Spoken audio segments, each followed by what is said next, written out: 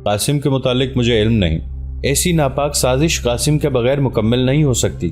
شام سے تھوڑی دیر بعد اس نے باہر جاتے ہوئے مجھے بتایا کہ محلب اور ناظم شہر اس کے ساتھ آپ کو آزاد کرانے کا وعدہ کر چکے ہیں، وہ ابھی تک شاید واپس نہیں آیا۔ طاہر نے کہا، قاسم کا اس سازش میں شریک ہونا میں بعید از قیاس نہیں سمجھتا۔ اب آپ کے ذمے ایک اہم کام ہے، اور وہ یہ کہ آپ اپنے چچا کو ان حالات سے باخبر کر دیں۔ آپ کا مطلب ہے کہ میں انہیں آپ کے متعلق بتا دوں؟ نہیں، میرے متعلق کچھ نہ بتائیے، انہیں صرف یہ بتا دیجئے کہ محلب کے دیے ہوئے زہر سے وحید الدین سابق وزیر خارجہ ہلاک ہو چکا ہے، اور وہ چھپا ہوا نہیں تھا بلکہ محلب نے اسے قید کر رکھا تھا۔ چنگیز خان کو پیغام بھجوانے کی سازش محلب نے کی تھی، اور اب سازش کے انکشاف کے خوف سے اس نے 2 بے گناہوں کی جان لی ہے، اور اس کا ثبوت یہ ہے کہ وحید الدین کی لاش اس سرنگ میں پڑی ہوئی ہے۔ اپنے چچا کو مجبور کریں کہ وہ صبح ہوتے ہی قید خانے کی ان کوٹھڑیوں کا معائنہ کریں، ورنہ کل رات اسے بھی میری طرح دریا میں پھینک دیا جائے گا۔ تمہارے چچا ان باتوں پر اعتبار کرنے سے پہلے تم سے یہ پوچھیں گے کہ تمہیں ان واقعات کا کیسے علم ہوا۔ تم اس کا جواب یہ دے سکتی ہو کہ قید خانے کے ایک سپاہی نے یہ واقعات میرے کسی دوست کو بتایا، اور اس نے تمہارے نوکر سعید کو آدھی رات کے وقت تمہارے پاس بھیجا تھا۔ مجھے یقین ہے کہ وہ ان واقعات کی چھان بین کرنے کی بجائے فوراً قید خانے کی طرف متوجہ ہوں گے۔ صفیہ نے کہا، میں اس کا بندوبست کر لوں گی۔ میں الصبح گھوڑے پر سوار ہو کر میدان میں جاؤں گی، اور وہاں سے فوراً واپس آ کر چچا کو یہ سب کچھ بتا دوں گی۔ اگر وہ پوچھیں گے تو میں یہ کہوں گی کہ میدان میں مجھے ایک اجنبی نے یہ تمام واقعات بتائے ہیں، اور مجھ سے درخواست کی ہے کہ فوراً آپ کو باخبر کر دوں۔ اس کے بعد مجھے یقین ہے کہ خلیفہ کی حمایت کے باوجود محلب کا بغداد رہنا ناممکن ہو جائے گا۔ آپ اپنے چچا کو مشورہ دیں کہ وہ داروغہ یا ناظم کو دھمکی دیں۔ مجھے یقین ہے کہ وہ اصلی مجرم کو ظاہر کرنے پر مجبور ہو جائیں گے، لیکن اس سے بیشتر وہ وحید الدین کی لاش ضرور برآمد کر لیں۔ میں اب جاتا ہوں، شاید کل رات میں ترکستان روانہ ہو جاؤں۔ آپ نے وہاں کی کوئی خبر سنی ہے؟ ہاں، بہت بری خبریں ہیں۔ تاتاری بغداد اور سمرقند کے علاوہ شمال کے کئی اور شہر فتح کر چکے ہیں، اور اب ان کی افواج جنوب اور مشرق کے شہروں کی طرف بڑھ رہی ہیں۔ بلخ کے متعلق کوئی خبر سنی؟ بلخ پر حملہ ہونے والا ہے۔ بہت اچھا، میں جاتا ہوں، صفیہ نے اس کا راستہ روکتے ہوئے کہا۔ میں ایک بار ٹھکرائی ہوئی درخواست دوبارہ دہرانا چاہتی، لیکن جیتے جو انسان کے ہاتھ امید کے دامن سے جدا نہیں ہوتے۔ میں یہاں نہیں رہنا چاہتی، مجھے یہاں سے لے چلیے۔ اگر اپنے ساتھ نہیں تو مجھے مدینے بھیج دیجئے، میں وہاں آپ کا انتظار کروں گی۔ نہیں، یہ موضوع نہ چھیڑو۔ لیکن کیوں؟ آپ مجھے اس قدر قابل نفرت کیوں سمجھتے ہیں؟ میں آپ کو قابل نفرت نہیں سمجھتا، بلکہ اس بات سے ڈرتا ہوں کہ اپنی نظروں میں قابل نفرت نہ بن جاؤں۔ صفیہ کچھ کہنا چاہتی تھی، لیکن 2 پہرے دار باتیں کرتے ہوئے برآمدے سے نکلے اور چبوترے پر کھڑے ہو گئے۔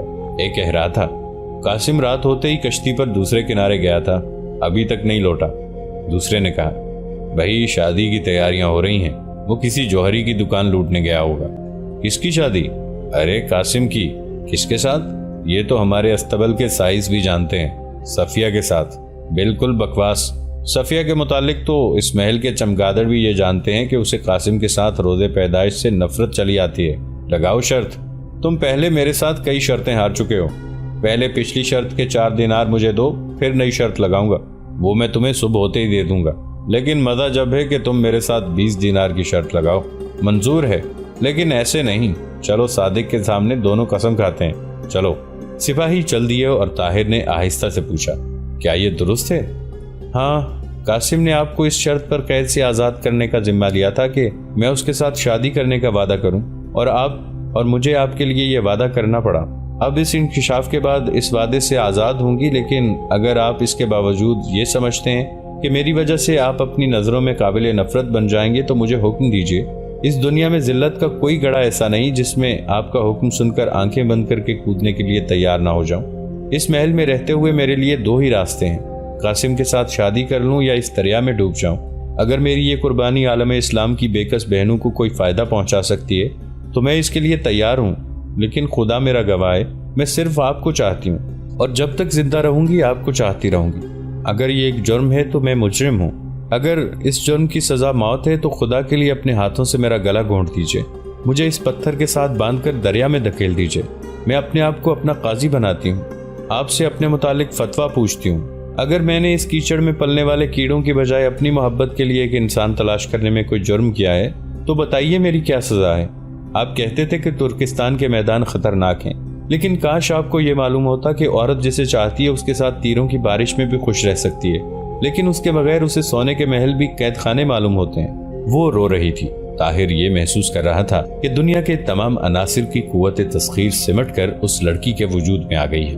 اس نے پہلی بار اس حسین چہرے کی طرف غور سے دیکھا جس میں ہزاروں بجلیاں تڑپ رہی تھیں۔ طاہر ضبط نہ کر سکا۔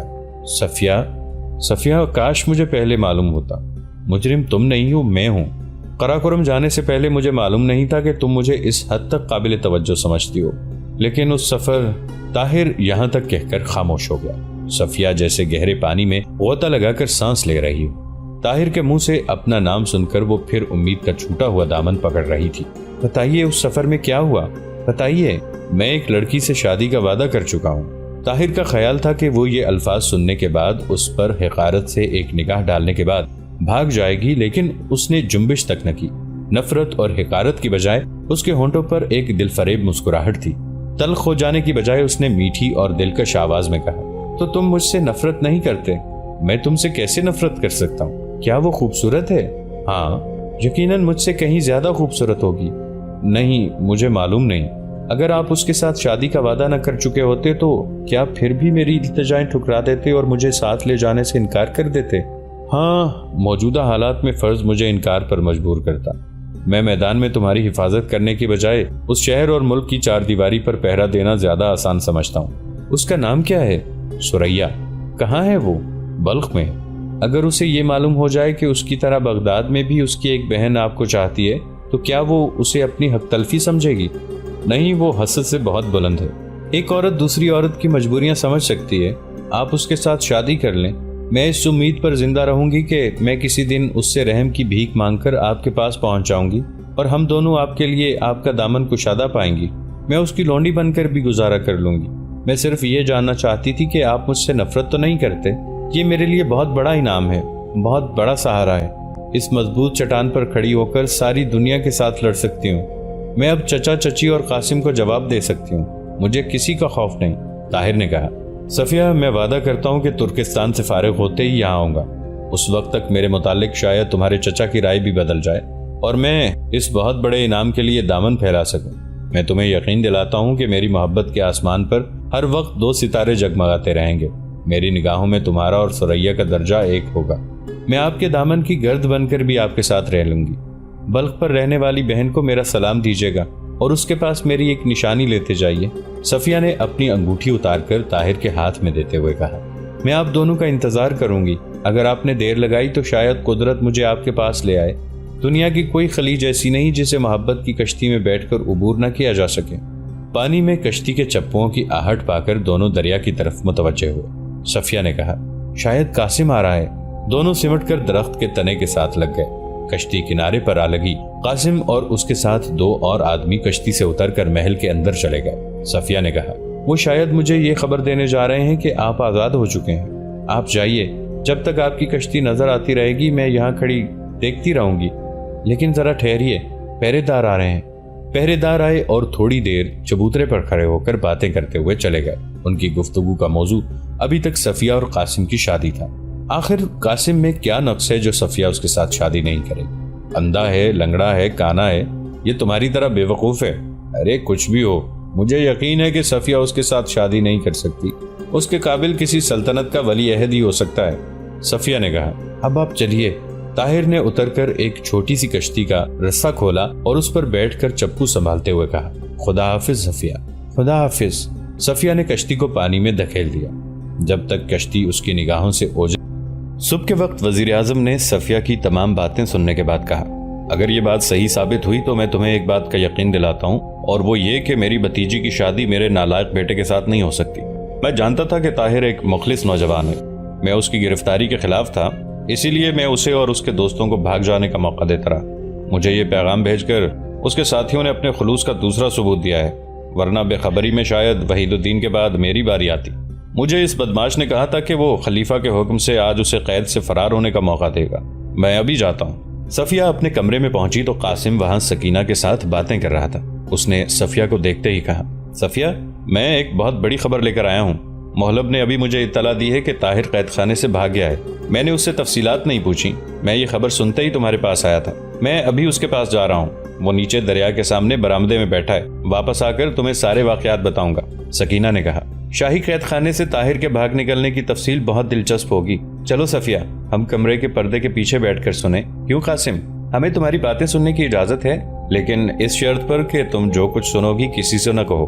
بات یہ ہے کہ اسے بھاگنے کا موقع دینے میں میرے چند دوستوں کی کوششوں کا دخل ہے۔ واہ، ہم کوئی احمق ہیں؟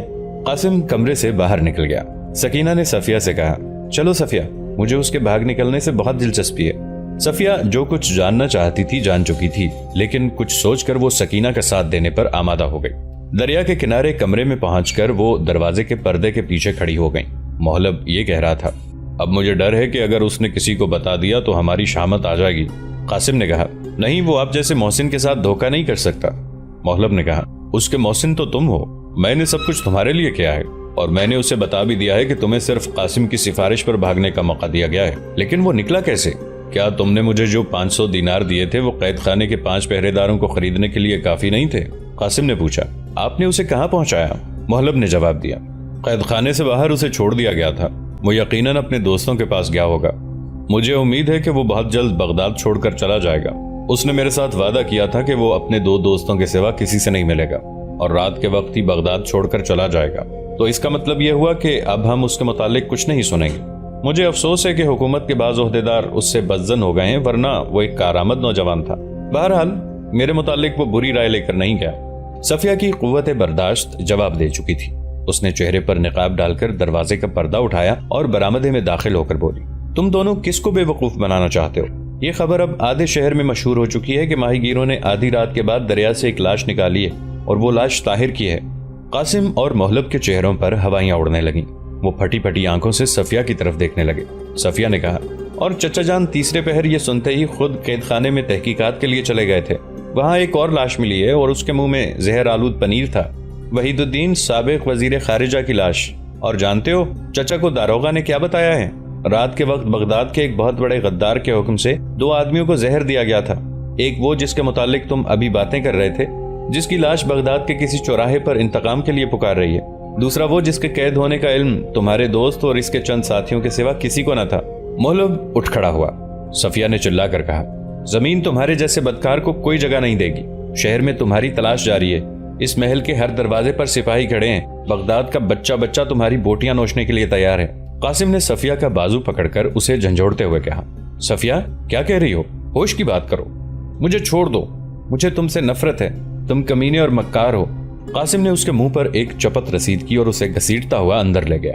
وہ چلائی، بزدل آدمی عورتوں کے ساتھ زور آزمائی کے سوا اور کر کیا سکتا ہے؟ سکینہ نے آگے بڑھ کر کہا، صفیہ تمہیں کیا ہو گیا ہے؟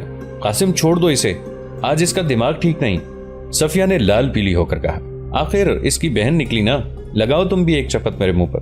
سکینہ نے کہا، صفیہ خدا کے لیے زبان بند کرو، وہ معزز آدمی کیا خیال کرے گا؟ صفیہ نے کہا، چور، ڈاکو، قاتل، خدا کے لیے سپاہیوں کو بلاؤ، چچا جان اس کی تلاش میں ہے، وہ بھاگ نہ جائے۔ قاسم اسے کمرے سے نکال کر کھینچتا ہوا محل کے دوسرے سرے پر لے گیا۔ خواجہ سرا، لونڈیوں اور نوکروں کو جمع ہوتے دیکھ کر صفیہ خاموش ہو گئی اور پھر نرم ہو کر بولی، مجھے چھوڑ دو، میں اپنے کمرے میں چلی جاتی ہوں۔ میں تمہیں جھوٹ کی سزا دینا چاہتی تھی، لیکن اپنے دوست کو چچا جان کے آنے تک ضرور روکو۔ قاسم پریشانی کی حالت میں محلب سے معذرت کے لیے موزوں الفاظ سوچتا ہوا لوٹا، لیکن محلب وہاں موجود نہ تھا۔ ایک کشتی دریا کے دوسرے کنارے کی طرف تیزی سے جا رہی تھی اور وہ اس پر سوار تھا۔ دوپہر کے وقت وزیر اعظم کے حکم سے شہر میں یہ منادی ہو رہی تھی کہ محلب کا پتہ دینے والے کو 5000 اشرفیاں انعام میں دی جائیں گی۔ عصر کے وقت جب قاسم اپنے باپ سے طویل ملاقات کر کے باہر نکلا تو اس کا چہرہ اترا ہوا تھا اور سکینہ صفیہ سے کہہ رہی تھی، تم نے سنا؟ ابا جان نے قاسم سے کہا ہے کہ جب تک میں بغداد کا وزیر اعظم ہوں تمہارا یہاں رہنا ٹھیک نہیں، وہ کل مصر روانہ ہو جائے گا۔ ابا جان نے مصر کے سلطان کو لکھا ہے کہ اسے فوج میں کوئی معمولی عہدہ دے دیا جائے، لیکن ان کا غصہ اتر جائے گا تو وہ اسے واپس بلا لیں گے۔ اگلے دن شہر میں یہ خبر مشہور تھی کہ رات کے وقت 1000 سوار تاتاریوں کے خلاف خوارزم شاہ کا ساتھ دینے بغداد چھوڑ کر چلے گئے ہیں۔ جلال الدین نے افغانستان کی شمالی سرحد سے مرو کے گورنر کو اطلاع بھیجی تھی کہ وہ کم از کم 4 ہفتے مرو کی حفاظت کرے اور اس عرصے میں وہ بلخ، ہرات اور دوسرے شہروں سے نئی فوج منظم کر کے اس کی مدد کے لیے پہنچ جائے گا۔ مرو کی حفاظت کے لیے باقاعدہ فوج اگرچہ کم تھی، لیکن پناہ گزینوں کی لاکھوں تلواریں موجود تھیں۔ وہ یہ فیصلہ کر چکے تھے کہ یہاں بخارا، سمرقند اور دوسرے شہروں کی غلطیوں کا اعادہ نہیں کیا جائے گا۔ عورتیں تیر اندازی کی مشق کر رہی تھیں، بچے مکانوں کی چھتوں پر پتھر جمع کر رہے تھے۔ غرض مرو کا ہر گھر ایک قلعہ تھا اور عوام کو امید تھی کہ وہ نہ صرف ایک طویل مدت تک شہر کی حفاظت کر سکیں گے بلکہ تاتاریوں سے گزشتہ تمام مظالم کا بدلہ لے سکیں گے۔ مساجد میں ہر نماز کے بعد لوگ خطبہ جہاد سنتے اور مرو کی حفاظت کے لیے اپنے خون کا آخری قطرہ تک بہا دینے کا فیصلہ کرتے۔ ایک صبح جب مرو کی مساجد میں مؤذن اہل شہر کو نماز کے لیے بلا رہا تھا، تاتاریوں کی ٹڈی دل افواج شہر کی فصیل کے سامنے نمودار ہوئیں۔ آن کی آن میں شہر پناہ پر تیر انداز کندھے سے کندھا ملا کر کھڑے ہو گئے اور وہاں تل دھرنے کو جگہ نہ رہی۔ تاتاری افواج کی قیادت چنگیز خان کے چھوٹے بیٹے تولائی کے سپرد تھی۔ چنگیز خان کی نگاہ میں تولائی اپنی بہادری سے زیادہ مکاری اور دغابازی کی بدولت بہت عزت حاصل کر چکا تھا، لیکن مرو کی فصیل پر انسانوں کے بے پناہ ہجوم اسے پریشان کرنے کے لیے کافی تھے۔ تولائی تذبذب کی حالت میں کھڑا تھا۔ شہر کے چند غداروں نے جو اس کی آمد کی خبر پاتے ہی اس کے ساتھ آ ملے تھے، یہ خبر دی کہ فصیل پر مردوں کی بجائے عورتیں زیادہ ہیں۔ تولائی نے یہ سنتے ہی فوج کو طوفانی حملے کا حکم دیا، لیکن شہر پناہ سے تیروں اور پتھروں کی بارش نے تاتاریوں کے دانت کھٹے کر دیے۔ فصیل کے نیچے ہزاروں تاتاری ڈھیر ہو گئے۔ تولائی نے یہ صورت دیکھی تو فوج کو پیچھے ہٹنے کا حکم دیا اور شہر سے کچھ فاصلے پر پڑاؤ ڈال دیا۔ 5 دن تک تولائی کو شہر پر قبضہ کرنے کی صورت نظر نہ آئی۔ طاقت کے استعمال سے مایوس ہو کر اس نے حسب عادت عیاری کی خواہش ظاہر کی اور یہ بھی کہلا بھیجا کہ ہم بعض باتوں کے متعلق گورنر سے تشفی حاصل کرنے کے بعد لوٹ جائیں گے۔ چند دور اندیش لوگ گورنر کو تولائی کے پاس بھیجنے کے خلاف تھے، لیکن گورنر نے انہیں سمجھایا کہ میں اس کے دھوکے میں نہیں آ سکتا۔ وہ زیادہ سے زیادہ مجھے قتل کرا دے گا، لیکن میرے واپس نہ آنے پر ان لوگوں کی بھی تسلی ہو جائے گی جو اب تک مقابلہ کرنے کی بجائے تاتاریوں سے مصالحت کی توقع رکھتے ہیں۔ میں کوشش کروں گا کہ جب تک جلال الدین کی فوج نہ آ جائے ہم اس کے ساتھ صلح کی بات چیت جاری رکھیں۔ تولائی نے گورنر کا نہایت پرتپاک خیر مقدم کیا اور اسے اپنے پاس بٹھاتے ہوئے کہا، میرے دل میں بہادروں کے لیے عزت ہے۔ صلح کی بات چیت شروع ہوئی تو تولائی نے کہا، ہم صرف یہ وعدہ لے کر کہ آپ کی افواج ہمارا پیچھا نہیں کریں گی واپس جانے کے لیے تیار ہیں، اور اس کے ساتھ ہم یہ بھی وعدہ کرنے کے لیے تیار ہیں کہ جلال الدین کے ساتھ ہمارے تعلقات خواہ کچھ ہوں، ہم دوبارہ مرو پر حملہ نہیں کریں گے۔ اس کے عوض آپ کو معمولی تاوان ادا کرنا پڑے گا۔ گورنر ہر قیمت پر مہلت حاصل کرنا چاہتا تھا۔ اس نے کچھ سوچ کر کہا، ہمارا خزانہ اگرچہ خالی ہے تاہم میں اہل شہر سے ایک خاصی رقم جمع کر کے آپ کو دے سکوں گا، لیکن آپ کا یہ فیصلہ تمام اہل شہر کے لیے قابل قبول ہوگا؟ میں شہر کا گورنر ہوں، یہ صحیح ہے، لیکن آپ تاوان ادا کرنے کی ذمہ داری تنہا اپنے سر کیوں لیتے ہیں؟ کیا یہ بہتر نہیں ہوگا کہ آپ شہر کے بااثر لوگوں کو یہاں بلا لیں؟ اگر ان کی موجودگی میں یہ معاہدہ لکھا جائے تو ان میں سے کسی کو اعتراض نہیں ہوگا۔ آپ ان کے نام ایک حکم لکھ بھیجیں، میرے خیال میں ہم بہت جلد کسی فیصلے پر پہنچ جائیں گے۔ مرو کے گورنر نے شہر کے 10 معززین کے نام ایک مراسلہ لکھ کر بھیج دیا۔ گورنر کا مراسلہ پڑھ کر وہ بہت سے لوگوں کے مشورے کے خلاف تولائی کے پاس چلے گئے۔ تولائی ان کے ساتھ بھی خندہ پیشانی سے پیش آیا، لیکن تاوان کی رقم کے متعلق ان سب نے کہا کہ اہل شہر سے مشورہ لیے بغیر کوئی فیصلہ نہیں کر سکتے۔ تولائی نے کہا، مجھے یہ معلوم ہو چکا ہے کہ شہر کا خزانہ خالی ہے، مجھے آپ کی مجبوری کا احساس ہے، آپ جائیں، کل پھر ملاقات ہوگی۔ بہتر ہوگا کہ کل آپ اپنے ساتھ کے ہر گروہ کا نمائندہ لیتے آئیں۔ تاتاریوں نے گورنر اور اس کے ساتھیوں کو عزت و احترام کے ساتھ شہر پناہ کے پاس پہنچا دیا۔ رات کے وقت شہر میں اس خبر پر خوشیاں منائی جا رہی تھیں کہ کل صلح ہو جائے گی اور تاتاری چلے جائیں گے، لیکن پناہ گزین جو تاتاریوں کے ہر حربے سے واقف تھے اہل شہر کو ہوشیار رہنے کی تاکید کر رہے تھے۔ شہر کے معززین کو بھی تاتاریوں کے متعلق خوش فہمی نہیں تھی، لیکن گورنر اس بات پر مصر تھا کہ ہمیں صلح کی بات چیت جاری رکھ کر وقت لینا چاہیے۔ اگلے دن قریباً 40 آدمی گورنر کے ساتھ تولائی کے پاس چلے گئے۔ دوپہر کے وقت تاتاری ان میں سے ہر شخص کو سخت جسمانی اذیتیں دینے کے بعد ان سے شہر کے دوسرے مقتدر لوگوں کے نام خطوط لکھوا رہے تھے۔ یہ خط شہر کے غداروں کی مدد سے ان کے پاس پہنچائے گئے اور عصر کے قریب 70 اور آدمی تولائی کے کیمپ میں آ گئے۔ شام کے وقت تاتاریوں نے گورنر، سپہ سالار اور ان کے 3 ساتھیوں کے سوا سب کو قتل کر دیا۔ رات کے وقت قریباً 110 تاتاریوں نے گورنر کے ساتھیوں کا لباس پہن لیا اور گورنر اور سپہ سالار اور ان کے 3 ساتھیوں کو خنجر دکھا کر آگے آگے شہر کے دروازے کی طرف چلنے پر مجبور کر دیا۔ آگے آگے شہر کے چند غدار بھی تھے جو گورنر سے 15-20 قدم آگے عربی اور فارسی زبان میں بلند آواز سے باتیں کرتے جاتے تھے۔ دروازے کے سامنے پہنچ کر انہوں نے فصیل پر پہرے داروں کو صلح کی مبارکباد دیتے ہوئے دروازہ کھولنے کے لیے۔ دوستو، آج کے لیے اتنا ہی۔ اسی کہانی کی اگلی قسط کے ساتھ بہت جلد حاضر ہوں گے۔ نیچے کامنٹ سیکشن میں اپنی رائے کا اظہار ضرور کیجیے گا۔ ہمارے اس چینل کو سبسکرائب کر کے نیچے موجود بیل آئیکن کو بھی ضرور کلک کیجیے گا۔ اگلی ملاقات تک کے لیے ہمارا اور آپ کا اللہ نگہبان۔